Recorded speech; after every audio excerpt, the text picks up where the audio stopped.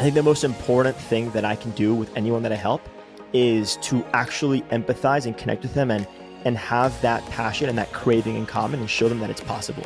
Welcome to the Wealth Strategy Secrets of the Ultra Wealthy podcast, where we help entrepreneurs like you exponentially build wealth through passive income to live a life of freedom and prosperity.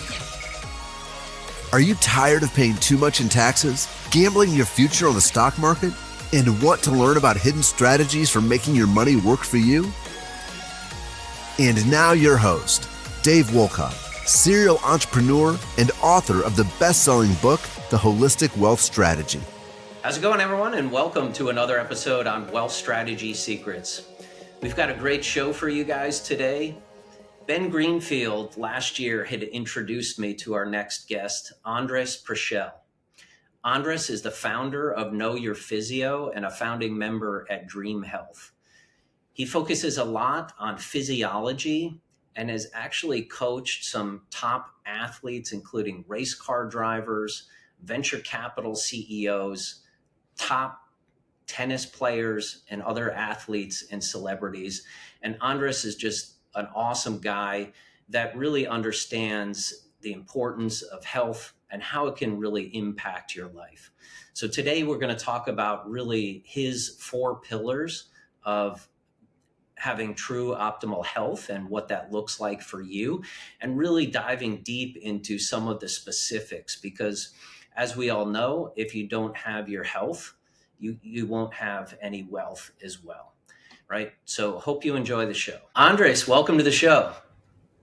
It's an honor to be here, man. Thank you for having me.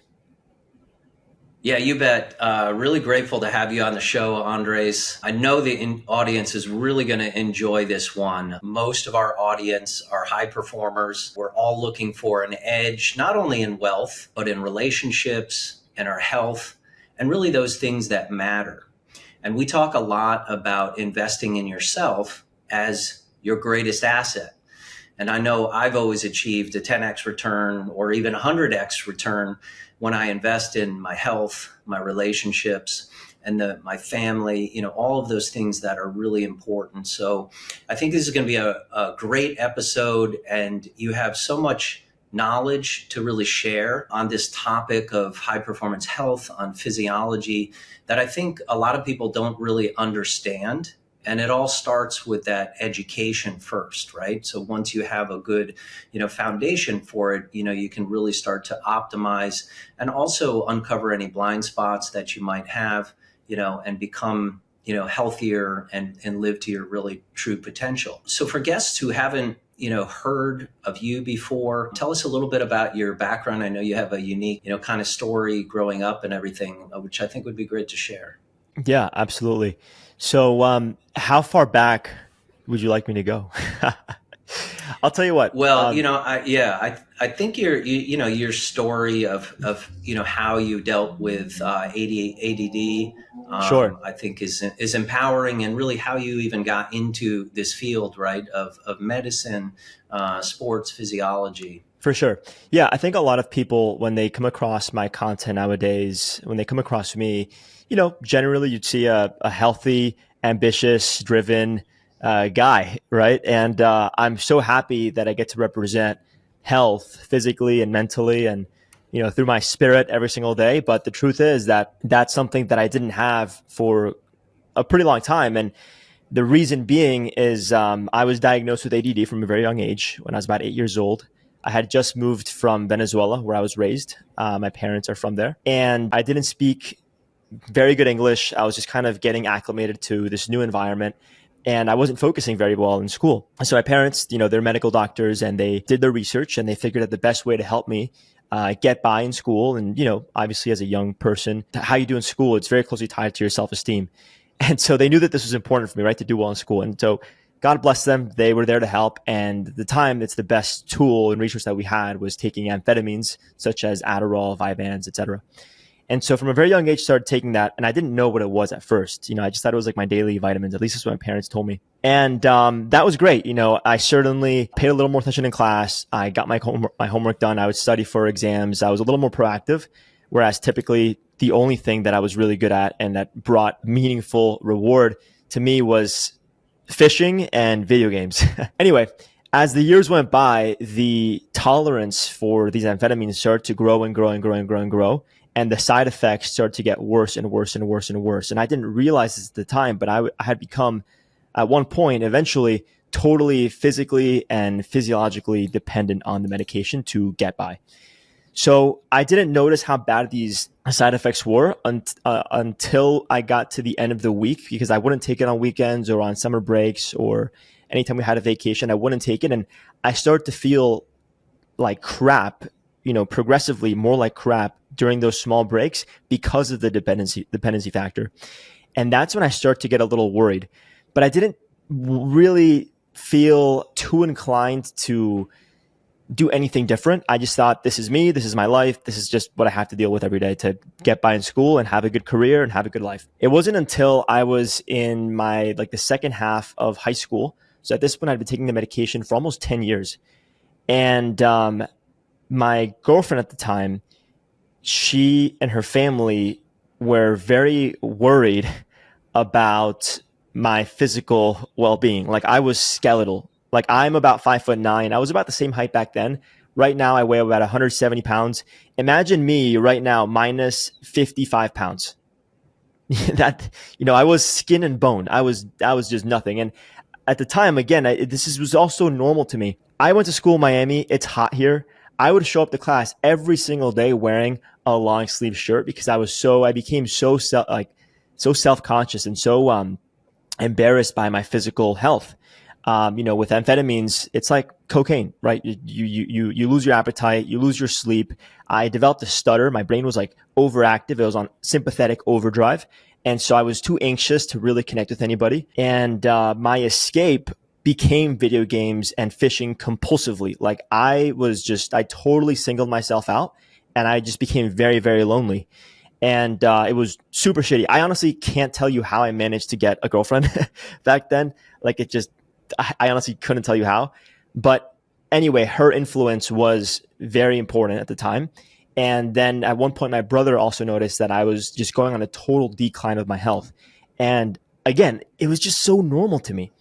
It wasn't until I had the chance to take a summer scholars program, so a summertime program at the University of Miami, where I then went to school, about neuroscience. It wasn't until I took that program and I learned about the concept of neuroplasticity that finally, for the first time in my life, I felt like I could change and upgrade what I thought was a completely broken brain. And getting a little emotional here, but it wasn't until I learned that and until I had the access to engage in habits that are objectively going to support neuroplasticity and neurogenesis, such as, unlimited access to the gym, the dining hall, social life, which I had at the University of Miami because I was in a summer break and in this environment that is literally just designed for growth and neuroplasticity, among other things, that I finally felt like I had the tools and the access that I needed to engage in a process that I didn't even know existed. And so within a few short months of learning about neuroplasticity and engaging in habits that support neuroplasticity, just a few short months, man, for the first time in my life, I felt genuinely confident. I felt like I had agency, autonomy over my health, over my body. In just 3 months, I gained I think it was 25 pounds of muscle, straight muscle. It seemed like I had taken steroids. And it's because, again, the rapid rate of change took place not because I did anything too unique. It was more so because that's how much of a deficit I was in nutritionally, with sleep, and just with the poor quality of life that I was living for the sake of just getting by in school. Now, we can have a whole other conversation at some point about how broken I think the education system is. I think it's really broken. I think for people like me with ADD, in a lot of ways, it is a tremendous superpower.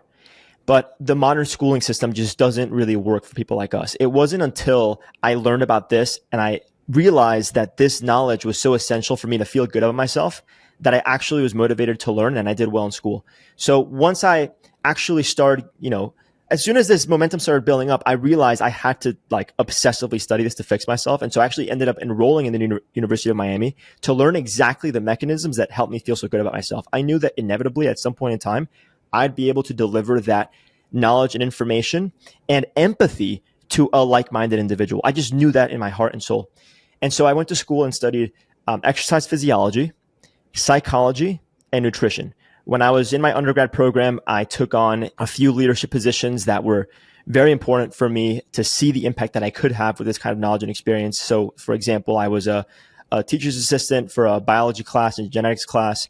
I ended up being a manager for one of the internships, everything to do with lifestyle medicine, disease prevention, applied physiology.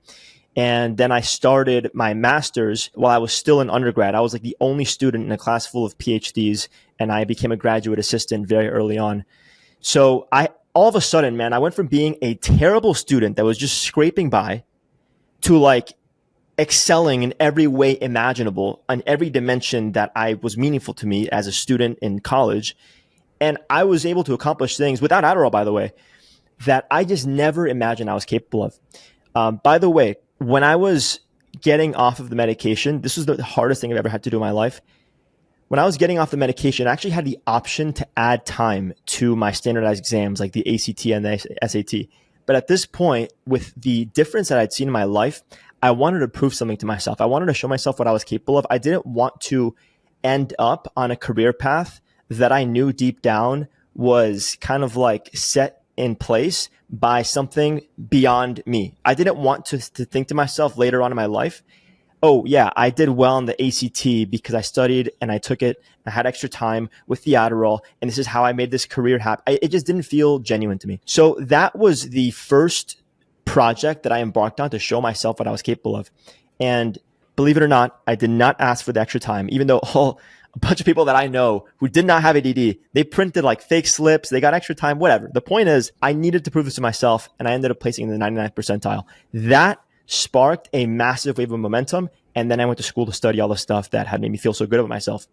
Anyway, fast forwarding to today, now when I believe deep down in my heart and my soul and my spirit, I believe that this physiological awareness that I gained, these insights, I believe that they're a human right. I don't think you should have to battle yourself or pursue multiple scientific degrees to understand the basics of what makes you function optimally as a human being.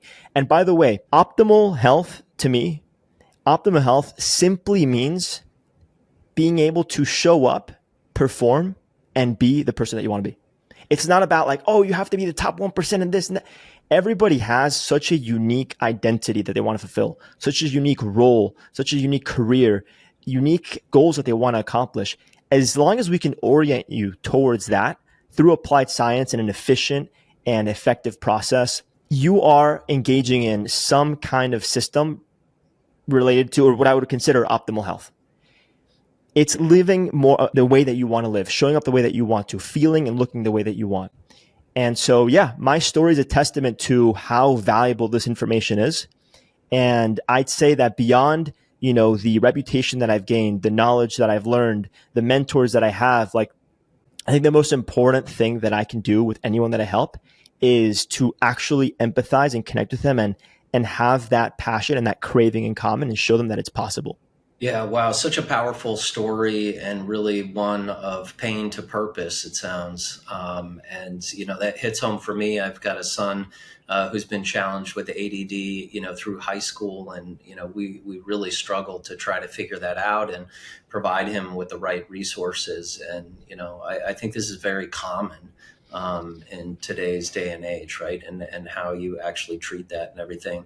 But I love this optimal health, right? That you talk about, Andres, and I think that's what's going to be really interesting for the listeners to really, break down this concept of optimal health and maybe try to, uncover maybe some of the things that you don't understand, blind spots, things like that. So why don't we break that down a little bit of what that really means to you? Where do we start with that, right? Because I think so many of us are just inundated with, whether it's the gym, this is how you have to work out. This is how many reps. This is, that you're dosing. How many days a week do you have to do this? And it's so confusing. Food couldn't be more confusing. Eat this, eat that.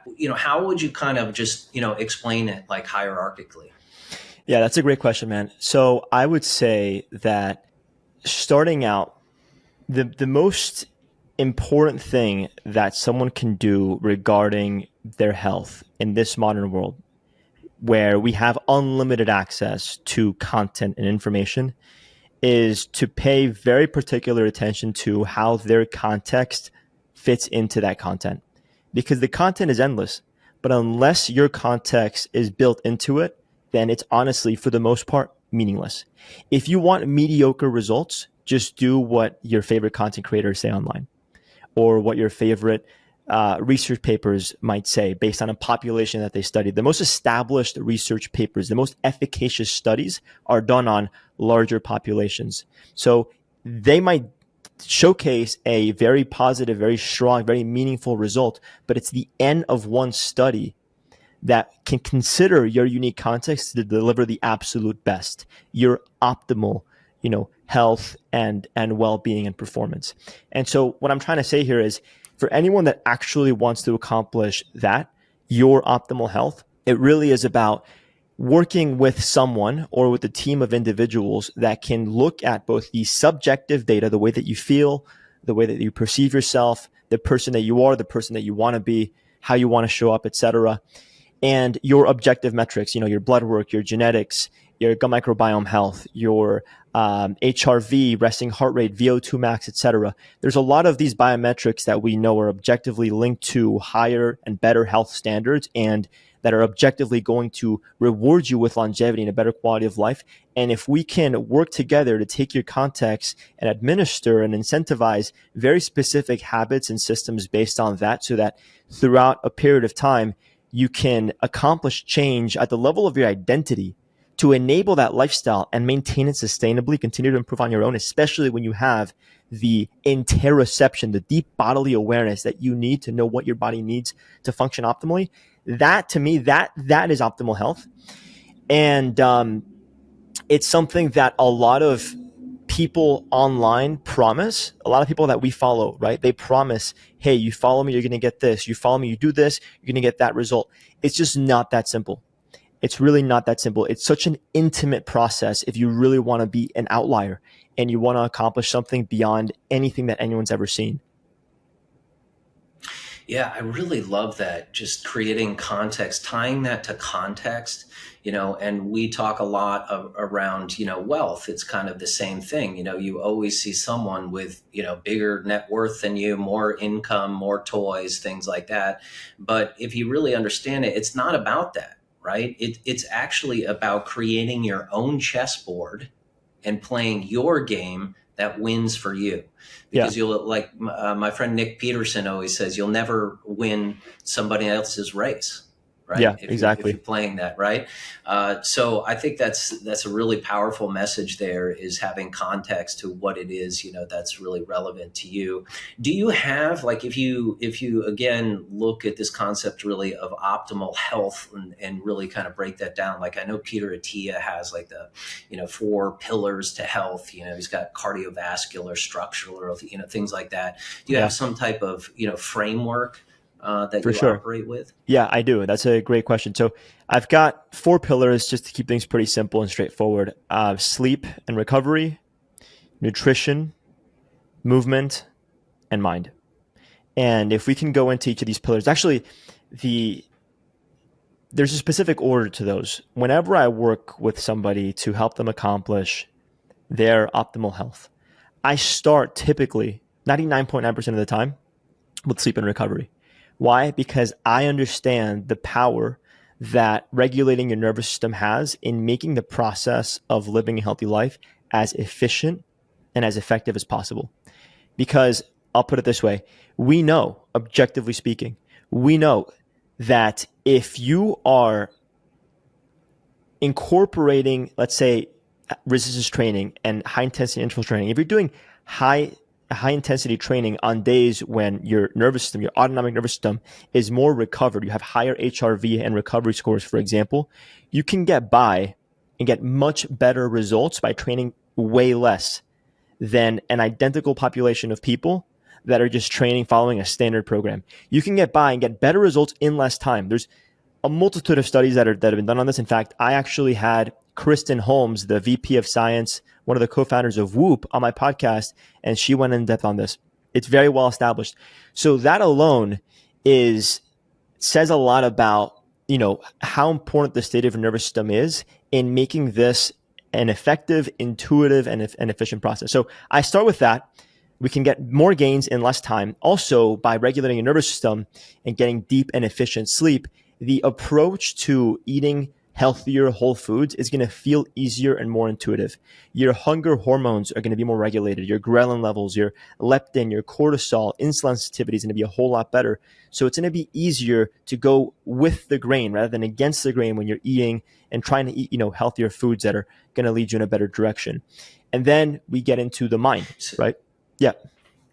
Yeah, I was just gonna, put it on pause for a sec there, because there's so much to unpack on each one of these, right? Sure. So, just want to, help the listeners really break this down with sleep. I mean, the first thing, I would recommend is if you do not have a device right now, the first thing you should do is either have a Whoop or an Aura, right, where you're actually measuring your sleep. And I've been doing it now, for a couple of years. But what a massive insight into, your HRV data, your sleep data. And it's amazing how all of these different, stressors just impact you. They could be, emotional stressors. They could be stressors from work, from training, right? All of these different things. And like Sunday, I always have a really big training ride. We do about 55 miles, but hard pace. My heart rate was like 194. But, that night, 20 minutes of deep sleep. Yeah. Right. Like it kills me. And then my HRV is really low, the next day. So it's trying to recover. So what would you recommend? Let's just talk about sleep a little bit since it is so important. First of all, what should people be looking for in terms of deep sleep and, REM sleep? What are the numbers you like to see? For sure. So let me go ahead and start by saying that most people don't get the sleep that they need because the modern lives that we live make it extremely difficult for us to separate our productivity and our recovery. And we also make it very difficult to accumulate melatonin the way that our body is designed. So if you look at our evolution and you look at it on a timeline, there's this gap. There's this gap in our physiological evolution or physiology. It evolves linearly, whereas our technology and convenience in life evolves exponentially. And so it creates this gap. And that gap, I believe, is the root of a lot of our worst health, poor symptoms and disease, right? That gap creates a disease. It's the reason why we have these processed foods that just have a terrible effect on our well-being. It's the reason why we don't get the sleep we need. Basically, like as an example, most of us, when we're getting ready for bed, within 30 minutes of our bedtime, we were looking at a screen, or we had some light on in the house, or maybe we had a late dinner, or we were looking at our emails. So now we're in a sympathetic state and we haven't experienced an extremely important physiological cue, which is the sunset, or at least mimicking the sunset, because that primes the circadian rhythm, the suprachiasmatic nucleus, or circadian biology to do something very important, which is accumulate melatonin and enable a more parasympathetic resting and relaxing effect. So one of the first few things that I recommend everybody does, like you said, is get a device so you can objectively see your sleep data. Most people don't think that they have an issue with sleep because they've actually never slept well. So they don't have perspective. But most of us, what we see is if anyone's ever seen like a sleep graph, like where they see the sleep cycles and how they, shift throughout the night, imagine that graph, right? You go from being awake into a light stage of sleep, then deep sleep, then you go up to REM, and then you get this you typically will get anywhere between 3 to 5 cycles of 3 to 5 REM cycles a night. So you get 7.5 to 9 hours of sleep, 3 to 5 or 6 REM cycles. Anyway, imagine that graph, right? Most of us, because of this modern world, there's a total shift on that y-axis, meaning that we don't get to experience a significant proportion of that deep sleep. And then in that REM interval, rapid eye movement, when we, experience mechanisms involved with memory consolidation, gaining, new skills, refining skills, information, right? In that REM, we actually end up waking up.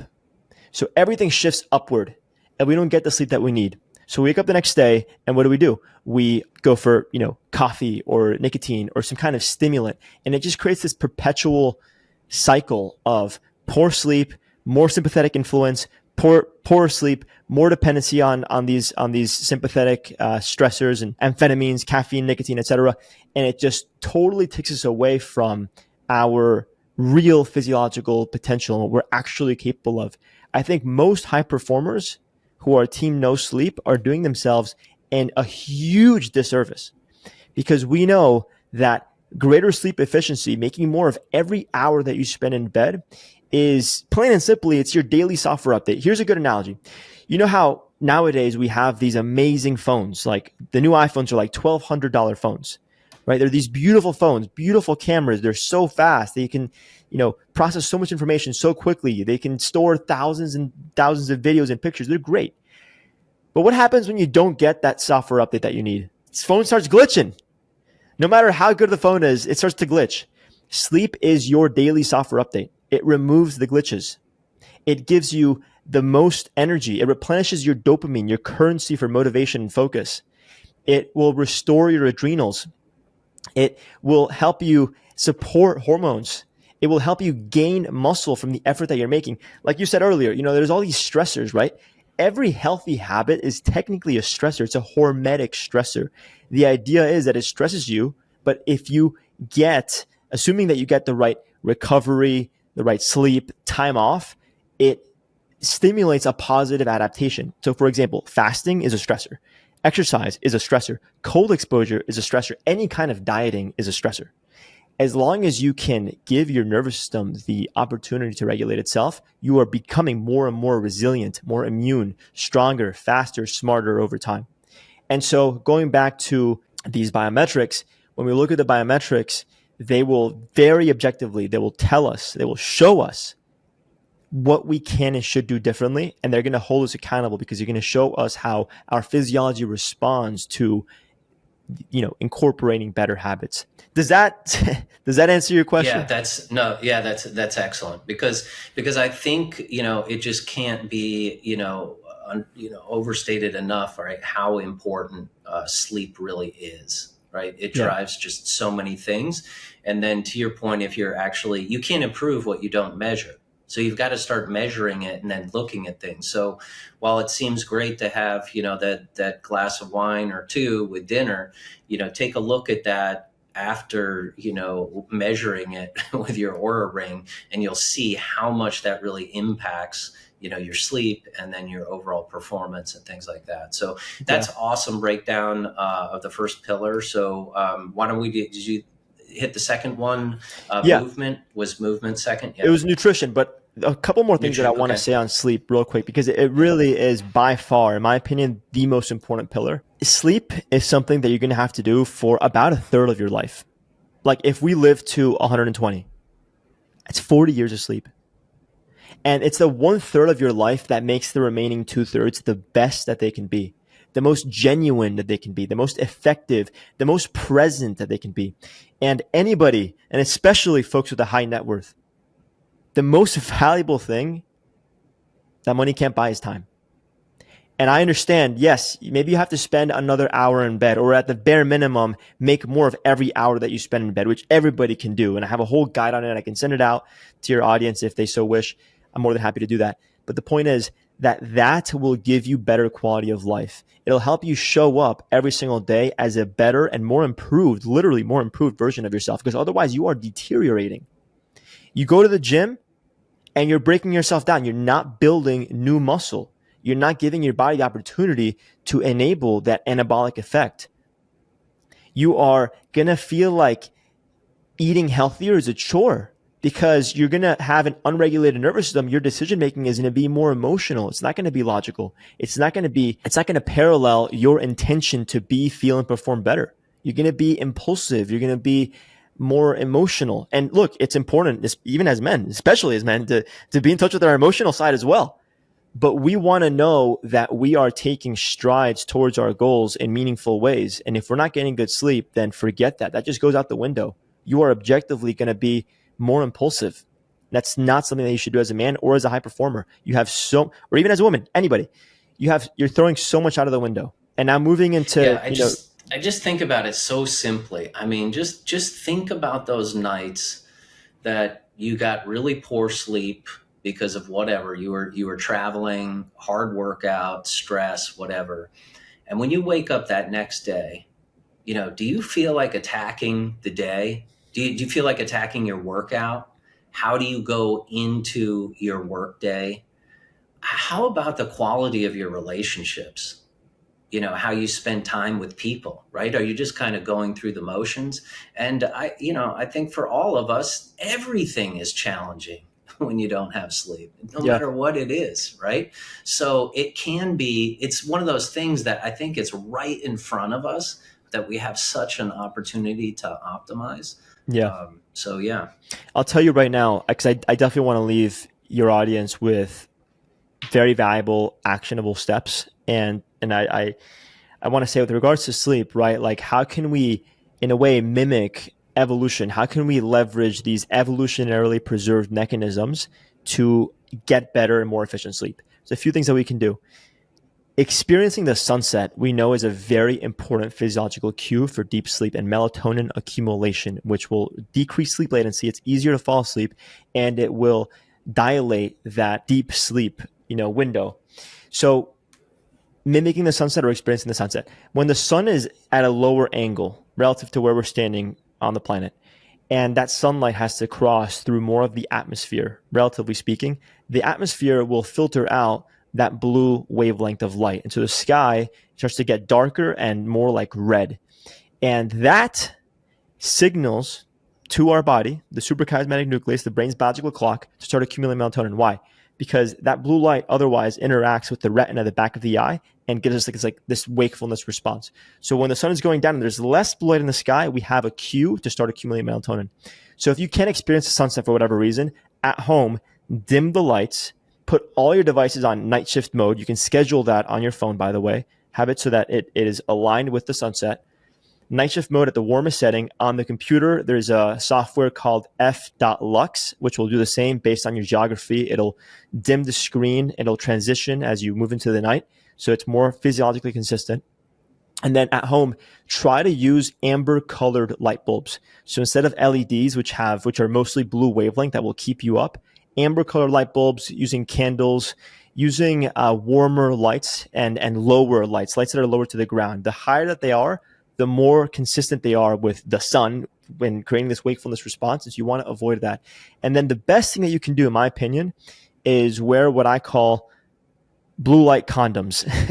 These are very, very, very nice, very high quality blue blocking glasses that are amber colored. So they have that like deep orange or red color, because they help you have fun while protecting yourself. So I call them like blue light condoms. And my favorite brand, Raw Optics, RA Optics, they're simply the best. And they help you hone in on that really important physiological cue. And another side effect that most people don't know about with regards to these blue light blocking glasses, I get to appreciate this with my background in psychology. It's that they become what's called a conditioned stimulus. So most people here might know about Pavlov's dogs. These dogs were in a cage. Pavlov, this scientist, he would ring a bell and then he would proceed to feed the dogs and measure how much they were salivating in the process. Well, over time, as he continued to ring the bell and feed the dogs, the bell became this conditioned stimulus. Just ringing the bell got these dogs to start to salivate. So wearing these amber colored blue blocking glasses, over time, what happens is that conditioned stimulus becomes stronger and stronger. You have a deeper and more significant association with putting them on and going to sleep. And now I've worn these for years, every single night. I swear, I put these on and within a few minutes, my head is bobbing up and down and I'm going to sleep. It's unbelievable because I've set the intention and my body knows what to anticipate. And by the way, for those of you who are skeptical of blue blocking glasses, again, amber colored, I'm being very specific. There are systematic reviews, studies that show that regular blue blockers, the clear ones, do not work. They don't reduce eye strain. They don't improve sleep sleep variables. Whereas amber colored, there's a systematic review. I think it's like 16 studies, 453 participants, published in 2020 or 2019. and they show objectively, boom, better sleep quality, more efficient sleep. What if everything you thought you knew about investing was wrong? Would you like to create a wealth strategy like the top 1% have and get exclusive access to top private equity deals that provide downside protection, tax efficiency, predictable cash flow, and have a lucrative upside? Discover how with the Pantheon Advantage and join our investor club today at pantheoninvest.com. And the question that I have for those of you tuning in right now, this is like the key question for sleep. When was the last time that you woke up feeling refreshed? Most people don't know, and it's a shame. This habit alone will help you get deeper sleep. Aside from that, what else can you do? Make your bedroom cool, dark, and quiet. Very physiologically consistent, will help you see more melatonin accumulation, will help you enable a more parasympathetic state, and it will help you see a decline in core body temperature, which is what actually initiates deep sleep. There's a lot of different mechanisms that make you sleepy, like adenosine accumulation, melatonin accumulation, general fatigue, and feeling tired. But what actually initiates deep sleep is a decline in core body temperature. So setting your room to anywhere between 62 to 68 degrees Fahrenheit. I know that's pretty cold. And maybe taking a hot shower or doing sauna for maybe 10 minutes before bed, like within a few hours of your bedtime. That also helps you see a decline in core body temperature that initiates deep sleep. In addition to that, I recommend a few supplements. Now, I would do these last. I'd focus on habits first.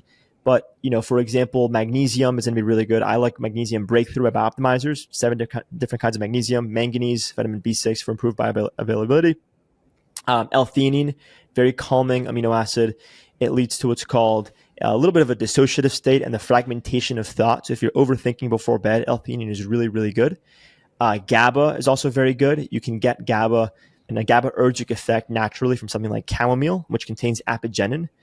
You can also do glycine. So like my favorite combination right now is I do a tea, a chamomile tea, and I add a scoop of SOL supplements, glycine powder, and it's like a naturally sweet flavor, no calories, and it puts me right to sleep. And you can also do, CBN, and there's a few more. I have these in my sleep guide, and I can send them out to your audience. Those are really great. And then in bed, I would do 4-7-8 breathing. So a 4-second inhale, 7-second hold, 8-second exhale. Focusing on the specific number gets your brain off of anything else it might be thinking. Having a longer period of time that you spend exhaling creates a more parasympathetic state. That little breath hold of 7 seconds between the inhale and the exhale creates what's called a cardio-inhibitory effect. You see a buildup of CO2, which slows down your heart rate.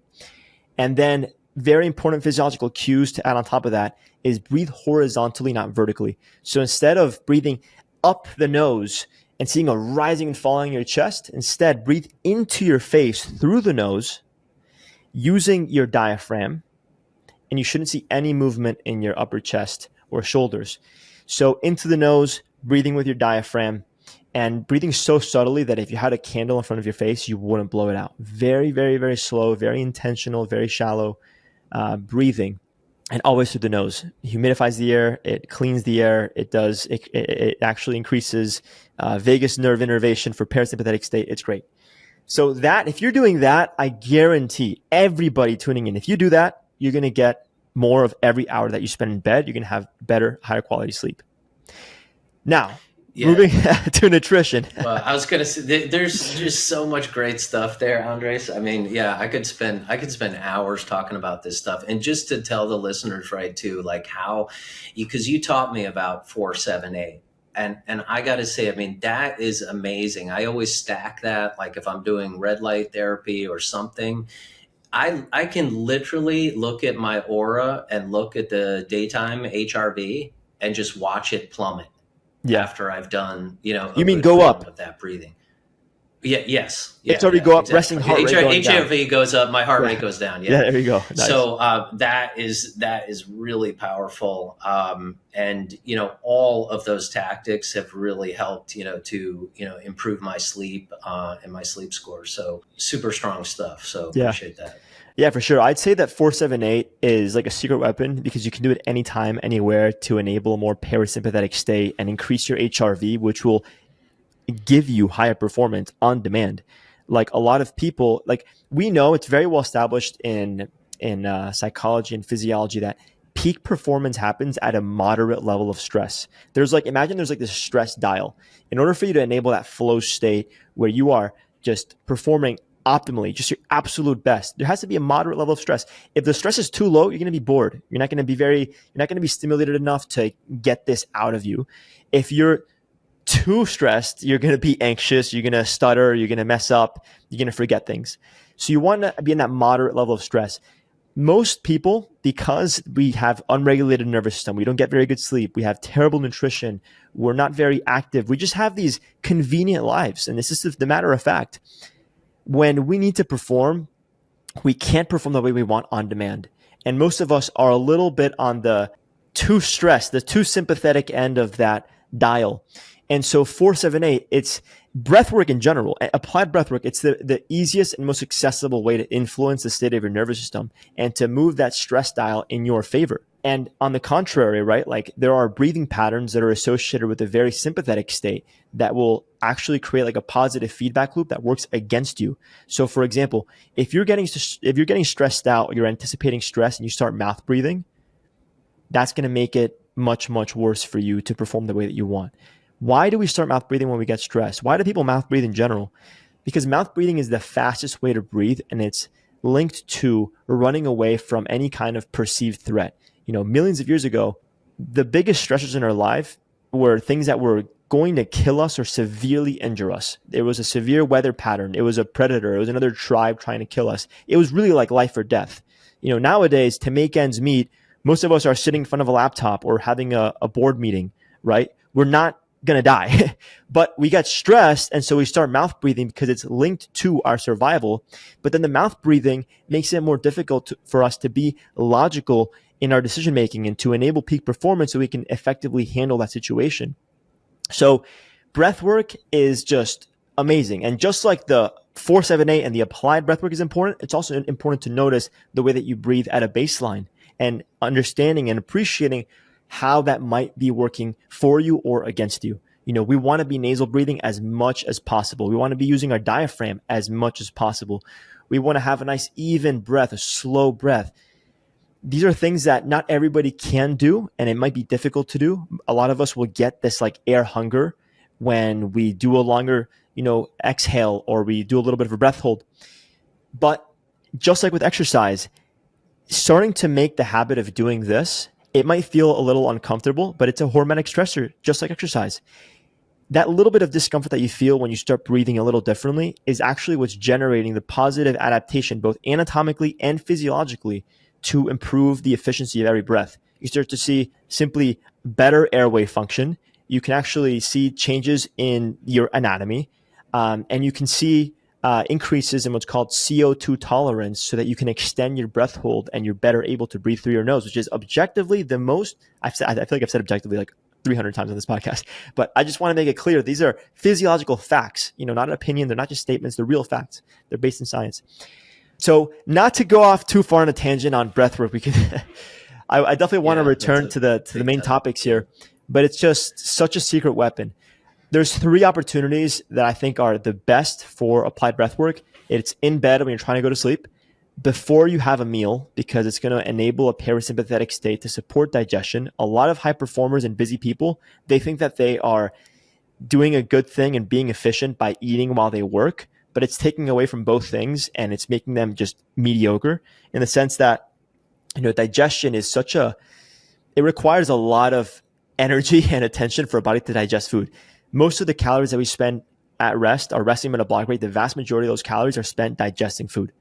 It's a lot of calories, it's a lot of energy, it's a lot of focus.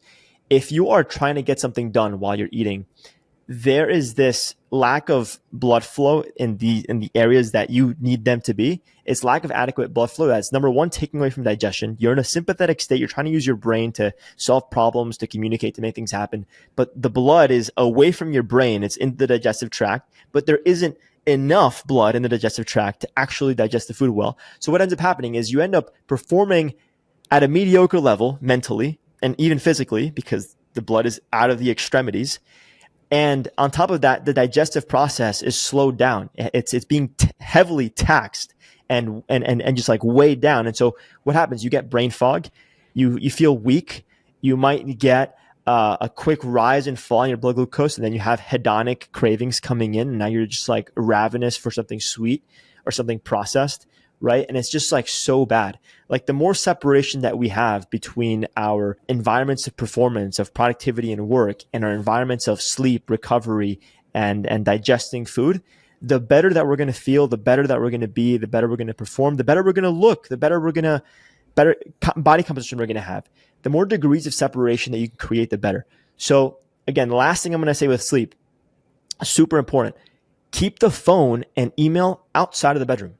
The bedroom is for two things: sleeping and having sex, period. No phone in the bedroom. And with your work environment, do not eat in your work environment.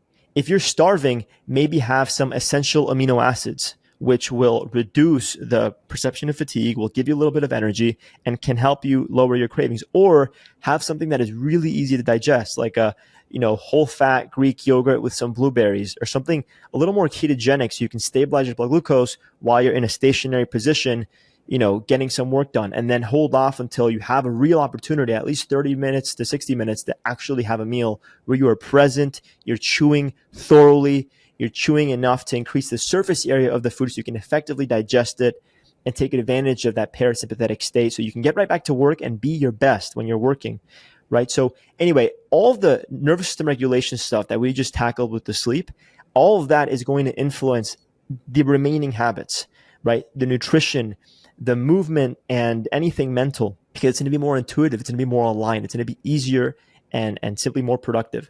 And then look, I am not going to go off the deep end with nutrition. What I'll say is the most important things with nutrition, obviously eating whole food, eating a wide spectrum of food. So when they say eat the rainbow, that's great because a lot of color represents nutrient density. It's important to incorporate nutrient dense foods in your diet, and natural colors will reflect that. I don't subscribe to a particular diet. I think certain diets can be effective for different reasons and different periods of your life for different people. I think the ketogenic diet can be very effective for some people. I think carnivore can be very effective for some people. I think vegan diet can be very effective for some people. Me personally, I eat a little bit of everything. I focus on a 90-10 rule. 90% of the time, I'm totally on track eating what I know I'm supposed to be eating. 10%, I do whatever I want. I enjoy my life. And then definitely not eating throughout the whole day. Like, I think that there should be some degree of intermittent fasting, whether it's once a week, once a month, every other day. For women, it's very different. Very, very, very, very different according to where they are along their unique female biorhythm, how old they are, where they are in their life. Totally different. So women should be very particular. Most science is done on men, not women. Do your research, ladies. And what else do I believe? I believe that clean water is very hard to come by, and it's very important. Install a super high quality water filtration system at home. I have a Greenfield Water Solutions under the counter filter. It's a 5-stage filter, harmonizes, structures the water, remineralizes the water. If you have an RO system, reverse osmosis is getting very popular nowadays. Make sure that it remineralizes the water, or you can get spring water. But hydrating adequately, especially in the morning, because overnight, just by breathing and a little bit of sweat, you can lose 5 to 6 pounds of water. You're going to be very dehydrated. Most people, they get the bad sleep. They wake up feeling like crap. They go for their coffee, which is a diuretic. It further dehydrates them and puts them in a sympathetic state. They get burnt out. So in the morning, hydrate, add electrolytes, add, I like the Relight brand of electrolytes because it's made with Redmond real salt. It's sea salt from Utah, from an ocean that was there thousands of years ago. And so it has 0 heavy metals, 0 plastic, and 60 minerals in the salt. And I'll add some creatine to that. I love creatine. It's been getting very popular. There's been an upward trend in creatine content online, and been a lot of good research on it. It's the second most studied ergogenic aid after caffeine. Ergogenic meaning work reducing. It will increase your strength, your power, make it easier to gain muscle. And it will also improve the health and the function of your brain, because your brain, like the rest of your body, uses creatine as a substrate, as a fuel source to improve the strength and propagation of nerve impulses, to improve your memory, to improve your mood. In fact, a lot of the studies that they've done on creatine, they see the most significant benefits in folks that are sleep deprived or are depressed. They see the most, the greatest rate of change, as you can imagine, in those individuals. It's an extremely effective supplement. I take that for both the cognitive and the physical benefits. And every morning, and this goes back to sleep as well, every morning as I'm hydrating with my 32 ounces of clean water, my creatine, and my electrolytes, I'm getting sunlight. No sunglasses, exposing as much surface area of skin to the sun as possible so that I can prime my circadian rhythm to give me natural, endogenous energy production to wake me up and get that nice natural rise in cortisol, stress hormone that we need to arrive at optimal performance. And that is a very important physiological cue early in the morning because it also dictates when you're going to start to see a fall in cortisol and rise in melatonin in the evening. Most people don't get sunlight in the morning. They might get sunlight at some point in the day, typically in the afternoon. And now they've shifted that window of when they start to see that declining core body temperature, that melatonin accumulation, and that cortisol fall doesn't happen until much later in the evening. So they have to reach for their melatonin supplement, or they have to take some ridiculous sleep aid to finally go to sleep. So very important to start the day with that hydration, with some supplementation, with some sunlight, and ideally some kind of movement if you need an extra kick in energy. And potentially you could do a cold shower if you want to increase those dopamine levels. And then maybe after you've done all that, maybe consider having caffeine. Before reaching for your cup of coffee, do this. I guarantee it's going to give you so much energy, focus, productivity. You're going to feel amazing. So hold off on the cup of coffee. Give your body that endogenous opportunity first. And yeah, in a nutshell, that's nutrition. Well, yeah, so many good things to work on there. Really love it. So yeah, let's talk about, I think movement is so interesting, especially, post-pandemic, where so much of us have really lost a lot of movement, in our day to day, right? We're doing, Zoom calls, we're doing all these things. So, trying to figure out, I've been working on like trying to microdose, different movement throughout my day, walking treadmill, standing desk, anything, but I still always feel like, tight, I just want to be moving. And then I definitely want to cover, mindset as well, I think is key. For sure. So with regards to the movement, look, I'm busy too. I'm a busy guy. Movement is obviously a very important part of my life because it makes me feel great. It is directly linked to the way that I want to look and feel every single day. And I know that it's also going to reward me with longevity. And by the way, when I say longevity, I think longevity is less about extending lifespan for the sake of more moments. I think it's more about extending lifespan through the quality of the present moment. If you optimize for this moment right now through the right habits, you are going to live longer. And that's the secondary benefit, in my opinion. Yeah, it's nice to know that we're going to live longer. But if we can optimize right now and have the confidence that that will help us live longer, I care about now. I don't care as much about later. I care about now. So I just wanted to be specific there. Yeah. That's huge. Yeah. For sure. So with regards to the movement, here's my approach. Here's what I think most people can and should do. I want to make this as realistic and attainable for anybody tuning in. We know that high intensity interval training, and there's so many different kinds, but high intensity interval training is going to stress our body in a very specific way. The specific adaptations that we're going to see are very closely tied to longevity. In fact, high intensity interval training is the most efficient and effective way to increase our VO2 max, maximum oxygen consumption, which represents a lot. High VO2 max assumes a lot of other things being optimal. And I'm going to get to that in a second. But VO2 max is arguably the most highly correlated metric with quality of life and longevity. So let's actually break down the equation of VO2 max real quick so I can show you why HIIT training is so important. VO2 max, the FICK equation, F-I-C-K equation of VO2 max, shows that VO2 max is equal to cardiac output multiplied by what's called AV-O2 difference. So cardiac output is how much blood is leaving your heart every minute. It's a multiple of your stroke volume, so how much blood is leaving the heart with every heartbeat, and multiplied by your beats per minute. And then you multiply that by the AV-O2 difference, the difference in oxygen saturation between atrial and venous blood. So basically, how much did your tissues absorb from what your heart is pumping out? How much oxygen did you absorb? That's VO2 max.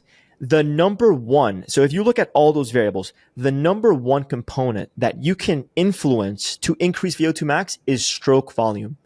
So if you increase stroke volume, the heart, is more contractile. Every time your heart beats, more blood comes out. How do we do that? We have to get the heart to pump harder.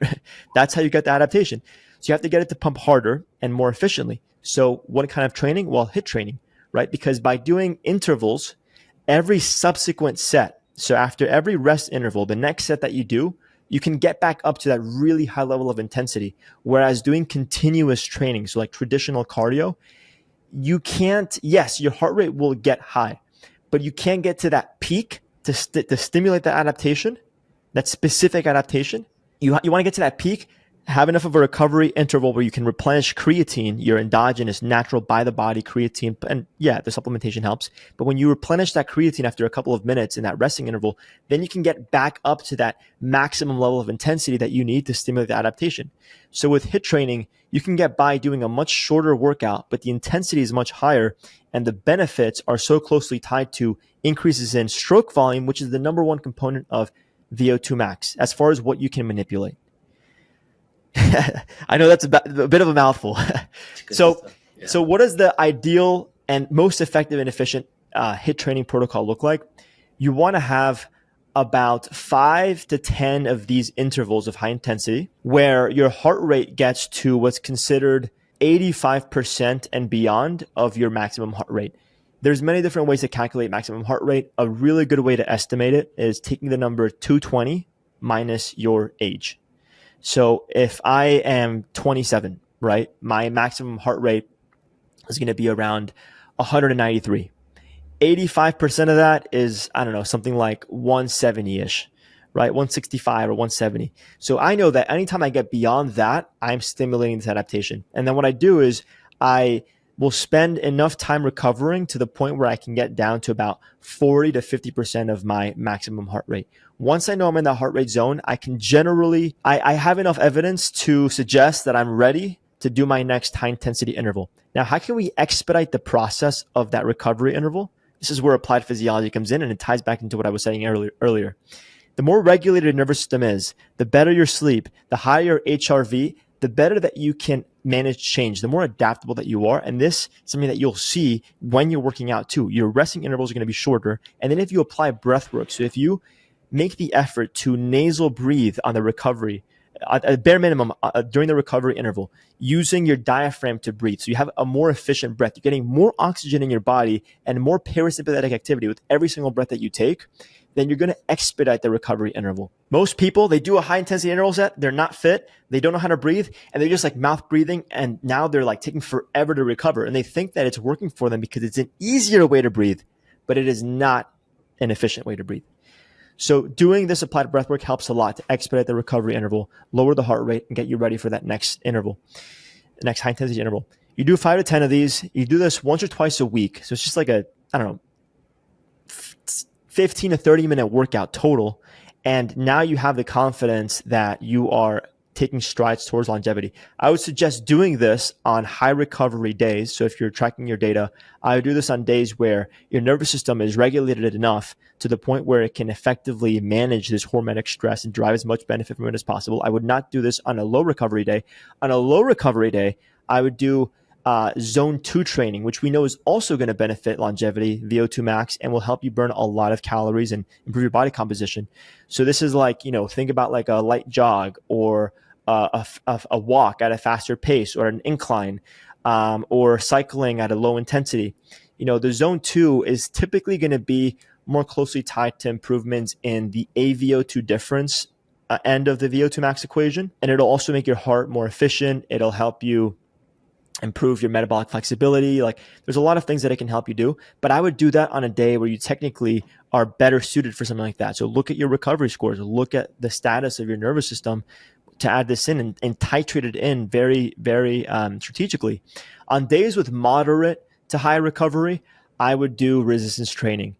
And if you are super motivated to do a resistance training session and you have very low recovery, technically you can still get by if you do lower weight and higher repetitions. So instead of focusing on the standard 8 to 12 reps, which is typically what most people do for gaining muscle, gaining strength, At any rep range, you're going to gain some benefit, or really all the benefits. There's specific rep ranges that are more closely tied to very specific benefits. So, for example, anything below 5 at high velocity is good for power. 5 to 10 is better for strength. 8 to 12, better for hypertrophy. 12 to 15 plus, better for endurance. But at any rep range, as long as you're making an effort, you can improve all these variables.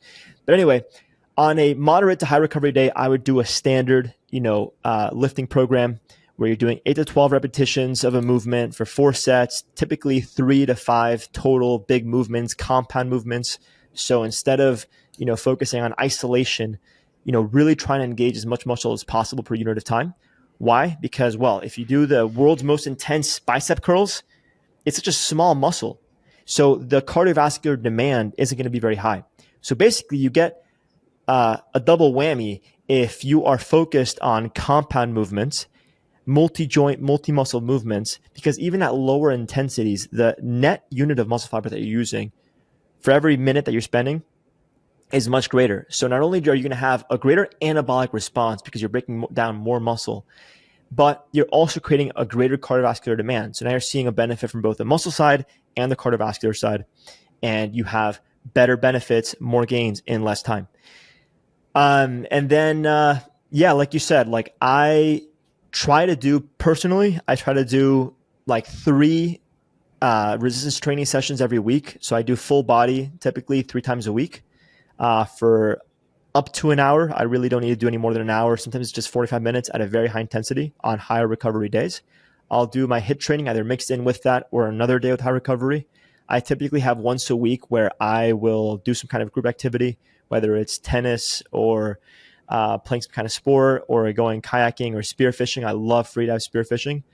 It's my main sport. And then when I have really busy days in my home office or my other office, I have a pair of kettlebells that I'll use to microdose workouts. So I'll do 5 to 10 minute, compound movements at high intensities.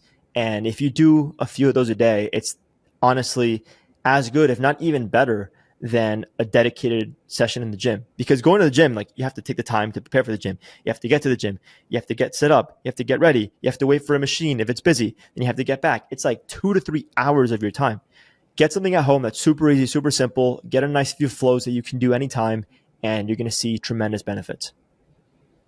And then walking as much as possible. I'll tell you what, secret hack that I just started to do as of the past 6-7 months. I got a puppy, and I got a very active dog. I got an Australian Shepherd, and it has forced me to walk more than I ever thought I was capable of. He bothers me now to walk. I love taking him to the dog park, and I've multiplied my step count by 2 times, and it's helped me lean out automatically. I have made no other adjustments than getting a puppy, and I am now leaner because I got it. Yeah. So, yeah. Yeah, no, I think walking is huge. And, I think for people, give yourself permission to do some Zoom calls or some calls while you're walking. Oh, 100%. I mean, Steve Jobs literally used to do all his meetings walking around the campus. Yeah. Right. So don't always feel that you need to be tied to your computer. I think people will appreciate it.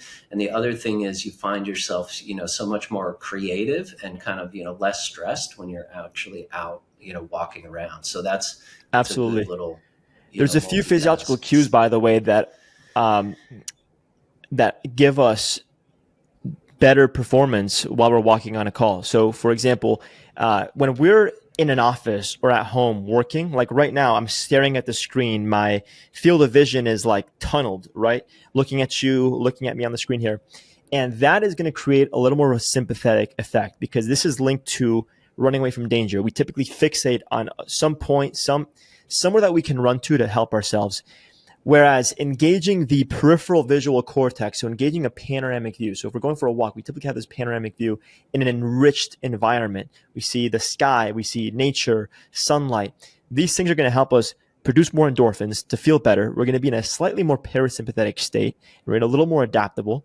And on top of that, the act of actually walking increases neuroplasticity and what's it called? One of the neutrophilic factors that I'm blanking on. But anyway, it's great for neuroplasticity. It's great for flow.